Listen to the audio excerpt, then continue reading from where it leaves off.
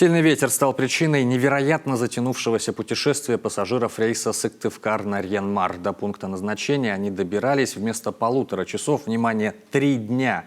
Из столицы Коми борт авиакомпании «Руслайн» вылетел точно по расписанию, однако в столице НАО бомбардир 200 развернули. С Сыктывкара мы оказались в Архангельске. В Архангельске сидели в Архангельске, ночевали, предоставили гостиницу, накормили, напоили, как говорится, спать уложили.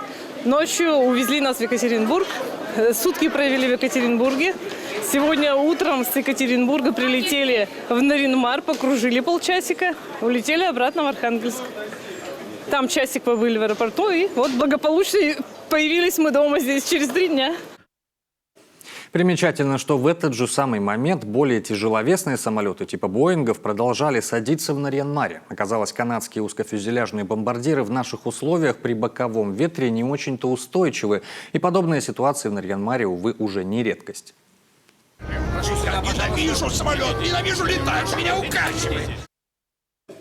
Впрочем, пассажиров, желающих летать рейсом Сыктывкар-Нарьян-Мар, именно этой авиакомпании не становится меньше, манит сравнительно невысокая стоимость. Хотя некоторые пассажиры затянувшегося приключения все же пригрозили, что затребуют возмещения морального вреда. Впрочем, юристы указывают здесь на явный форс-мажор.